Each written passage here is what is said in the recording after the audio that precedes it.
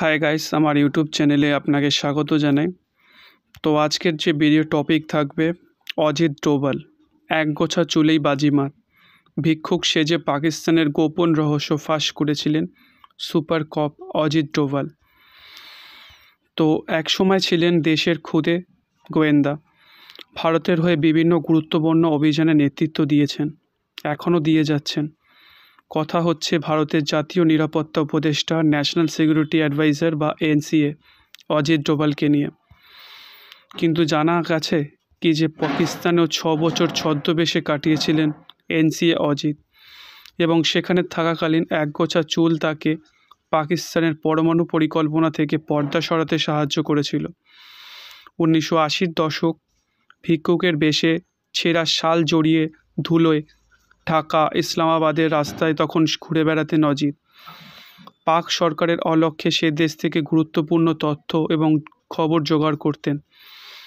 ছেঁড়া শাল এবং অপরিচ্ছন্ন চেহারা, নেপথ্যে ছিল পাকা মাথা।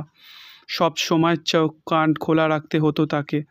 তার লক্ষ্য ছিল পাকিস্তানের সবচেয়ে নিরাপদ গবেষণা কেন্দ্রের খোঁজ প্রকাশ্যে এনে সে দেশের গোপন পরমাণু শক্তিধর হওয়ার উচ্চাকাঙ্ক্ষাকে সারা বিশ্বের সামনে তুলে ধরা।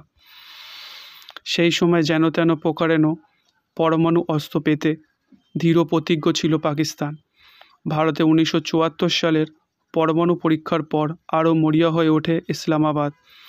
চীনের মতো বন্ধু দেশের সমর্থনে আক্রমণাত্মকভাবে নিজস্ব পারমাণবিক কর্মসূচি চালিয়ে যাচ্ছিল তারা। আর ভারতের হয়ে পাকিস্তানের সেই পরমাণু কর্মসূচি সংক্রান্ত গোপন তথ্য, প্রমাণ এবং নথি জোগাড় করার দায়িত্ব গিয়ে পড়ে ভারতীয় গোয়েন্দা সংস্থার সুপার কপ হিসাবে পরিচিত ডোভালের উপর। ভারতের কাছে খবর আসে ইসলামাবাদের কাহুতায় পরমাণু অস্ত্র নিয়ে গবেষণা চলছে।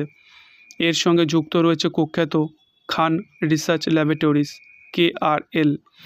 সারা বিশ্বের কাছে পাকিস্তানের সে বিষয়ে মুখ না খুললেও কাহুতায় যে পাক সরকার গোপন কিছু কাজ করছে তা সে শহরের তখনকার হাল হকিকত দেখেই স্পষ্ট হয়েছিল। সেই সময় কড়া নিরাপত্তায় মুড়ে ফেলা হয়েছিল কাহুতা শহরকে। সে শহরে তখন পরমাণু বিজ্ঞানী এবং সরকারি কর্তাদের আনাগোনা বেড়েছিল। তাদের সুরক্ষা দিত সেনারা। সাধারণ মানুষ তাদের ধারে কাছেও যেতে পারতেন না। পাক সরকারের উপর গোয়েন্দা ভিত্তি করতে নাকি সেই দেশে কাহুতাকেই পৌঁছেছিলেন ডোভাল। কয়েক মাস ধরে ভিক্ষুক সেজে তিনি ছিলেন সেখানে। সারা দিন নজরদারি চালাতেন, রাতে খবর পাঠাতেন ভারতে। পাকিস্তান যে মরিয়া হয়ে পরমাণু অস্ত্র তৈরির চেষ্টা করছে সেই সংক্রান্ত খবর জোগাড়ে ডোভালকে সাফল্য এনে দিয়েছিল একগোছা চুল। ডোভাল দেখেন KRL এর বিজ্ঞানীদের বেশিরভাগই তাদের চুল কাটতে আসতেন কাহুতা একটি নির্দিষ্ট নাপিতের কাছে। অন্যদের কাছে বিষয়টি সাধারণ মনে হলেও ওই সেলুন ডোভালকে এনে দেয় অনন্য সুযোগ। বেশ কয়েকদিন ধরে ওই দোকান থেকে বিজ্ঞানীদের কাটা চুলের নমুনা সংগ্রহ করে ডোভাল। এরপরেই সেই চুল বিশ্লেষণের জন্য ভারতে পাঠিয়ে দেন গোপনে। সেই পরীক্ষাতেই উঠে এসেছিল চাঞ্চল্যকর তথ্য। দেখা যায় পাক বিজ্ঞানীদের চুলের নমুনায় ইউরেনিয়াম এবং তেজস্ক্রিয় বিকিরণের চিহ্ন রয়েছে। সত্যি হয় নয়াদিল্লির দীর্ঘদিনের আশঙ্কা। ভারত বুঝতে পারে যে পরমাণু অস্ত্র তৈরিতে হাত লাগিয়েছে পাক সরকার। এই অভিযানটি সংক্ষিপ্ত সময়ের জন্য ছিল না, দীর্ঘ 6 বছর ধরে জীবনের ঝুঁকি নিয়ে পাকিস্তান থেকে গোপন তথ্য জোগাড় করে ভারতে পাঠিয়েছিলেন ডোভাল। অনেকের বিশ্বাস ডোভালের প্রচেষ্টা পাকিস্তানের পরমাণু অস্ত্রধর হওয়ার ইচ্ছাকে প্রায় 15 বছর পিছিয়ে দিয়েছিল। দেবদত্তের লেখা বই Ajit Doval on a mission বইয়ে এই সাহসী অভিযানের বর্ণনা রয়েছে। ডোভাল কেরিয়ার শুরু করেছিলেন একজন IPS অফিসার হিসাবে। পরবর্তীকালে পরিচিত হন ভারতীয় জেমস বন্ড নামে। কীভাবে একজন IPS অফিসার থেকে ভারতের অন্যতম সেরা গোয়েন্দা হয়ে উঠলেন ডোভাল, সেটাই আমরা জানব। 1945 সালের 20 জানুয়ারি উত্তরাখণ্ডের পাউরি গড়ওয়ালের ঝিরি বানেলসুন গ্রামে ডোভালের জন্ম। পড়াশুনো করেছেন রাজস্থানের আজমেরের সেনা স্কুল থেকে। প্রাথমিক শিক্ষা গ্রহণের পর উচ্চশিক্ষার জন্য 1967 সালে আগ্রা বিশ্ববিদ্যালয়ে ভর্তি হন ডোভাল। সেখান থেকে অর্থনীতিতে স্নাতকোত্তর ডিগ্রি অর্জন করেন।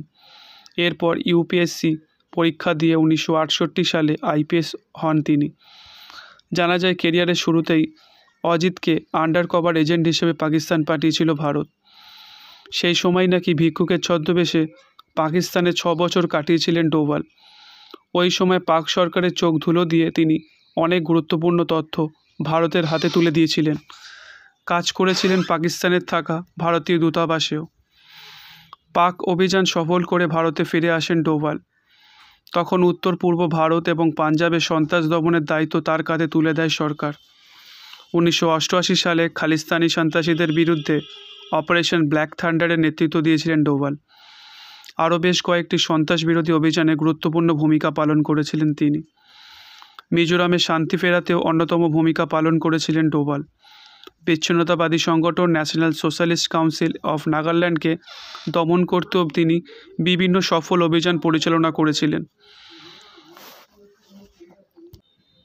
তারপর তিনি 1999 সালে কান্দাহারে অপহৃত এয়ার ইন্ডিয়ার বিমান IC-814 থেকে যাত্রীদের মুক্তির বিষয়ে জঙ্গিদের সঙ্গে আলোচনা করার ক্ষেত্রেও ডোভাল গুরুত্বপূর্ণ ভূমিকা পালন করেছিলেন।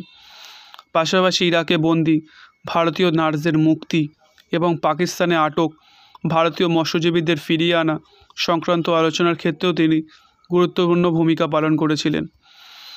ডোভাল 1 দশকেরও বেশি সময় ধরে কেন্দ্রীয় তদন্তকারী সংস্থা ইন্টেলিজেন্স ব্যুরো IBর সঙ্গে অপারেশন শাখার প্রধান ছিলেন।